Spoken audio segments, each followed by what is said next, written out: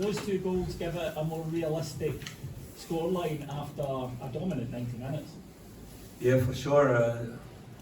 It would have been harsh to win 1-0 today, and you stay in the danger zone with one chance against on a counter attack. That it can be a total hold up here.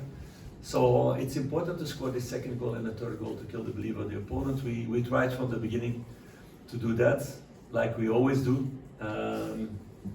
But you need a little bit luck in these situations. We hit the crossbar, we hit the post, a few good saves also, a few blocks on the line. But the most important thing is to keep on creating these chances and to play the football that we want to play. How are Robin Proper and Danilo? I cannot say anything about that. I hear that people are worried about Danny, about his old injury. It's nothing to do with that. It's not even around that. But we will see the next couple of days. I cannot say anything about it. Maybe it's something that's not too bad. Maybe it's for longer term. We will see the next couple of days. I think the big celebrations from yourself and the coaching staff with the second and third goal, it seemed to really mean a lot to you. No, but because you know in football you can dominate games and one chance or one ball drops bad and you can lose points.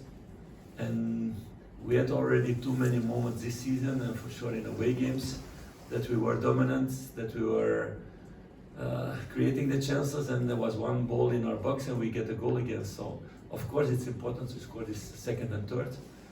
Also happy for example, Cyril coming in and scoring a goal like that.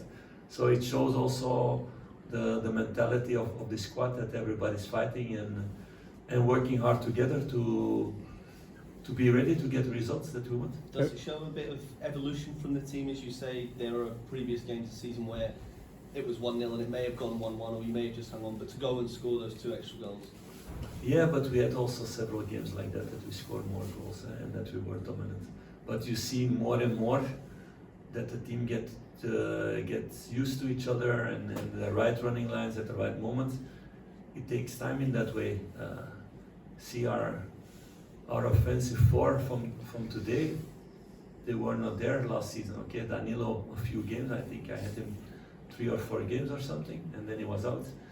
So beginning of the season, a lot of them were also not there. And then afterwards, when that part became better and better, then we lost a lot of defenders and we had to shift also a lot of things. So also a lot of praise towards Ritva, playing on that side against his foot, how he's performing. Same way for Clinton Nsiala coming in with no experience at this level. And also praise to all the staff working with all these young guys to get them really fast in the story and to learn things really fast, because there's no room of error here. For sure, you guys don't give anything in that way. So my players know. So that's the way to go. They need to become better and they're hungry to become better. Now we need to confirm these things in the away games. That's for me the very important point for the next weeks and months. How much of a boost is it to have James and Leon back from injury? Yeah, it's a crucial one, and you saw also they came in with the right energy, the right focus. It's crucial because we have so many games. We need a good rotation in the squad to have the ambition to win every time. And we were in our defensive line now really at the edge. There was some rumours today about Rabbi Matondo perhaps going on loan. Can you give an update on his situation? Oscar Cortez as well wasn't no, in the team? I cannot give any update about loans or not, or players going or not, until something is concrete, and it's not the case for the moment. I can say about Rabbi that I made a choice, a sportive choice today, to put 2 young lads, because I think they are performing for the moment better. And normally Oscar was also on the bench today, but he had a small problem yesterday evening. So in the training, nothing. So we need to assess what that gives for the next couple of days. Philip, what did you think of the atmosphere today? It seemed to be a lot more unity. Yeah, that's what I talked about a few days ago. It's about us on the pitch, showing the right things, and then the fans go behind. And I saw a lot of people who were happy after the game, going home with a really good feeling. because the team did what our ambition is to do it much more. That's our ambition, and that's why we're working hard with them, all of them, to get that much more than we had already this season.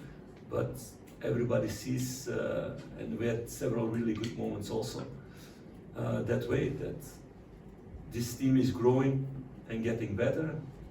We need to get that now also in these away games. That's crucial.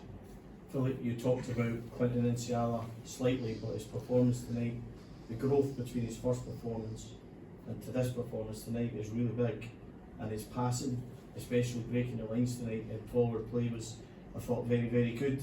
A standout performance from him, and it must give you a lot of confidence when you're able to pitch him in and he responds like that the way he has done. Yeah, you can talk about that because you've been at these games from the second team, and there was a lot of work to do. And there still is. He's still a young lad, and he will make mistakes along the way, but indeed he made really big steps forward. All credit to him because he's very focused, he's hungry to learn, but all credits also to the staff and his experienced teammates. So in all these trainings the last couple of months, I always put him against an experienced one, next to an experienced one who coached him really well. So those guys get also credit for the evolution that Clinton is making, and that's the plan that the club had before the season, with the financial situation, to find these kind of talents. So the club did a really good way to do it, and the staff did a really good way to work in a good way with him. That's quite much we can answer. Yeah, just really quickly, obviously we spoke a wee bit about the B team. Has it surprised you? Is he slightly ahead performance-wise tonight than you maybe thought he would be at this point? And that's not a criticism? No, you can never predict these things, so you see the physical potential, you see the technical potential that we saw from the beginning. You see that in positioning, in making choices, he had to make a lot of steps. So that he was doing the last 2 months, it was getting better and better. But how a player reacts when he gets a chance and to play in a full Ibrox for the first time, or to play in Dundee away for the first time with all the pressure on, not to make mistakes, because as centre back, if you make mistakes, you can get goals again. It's really difficult to predict.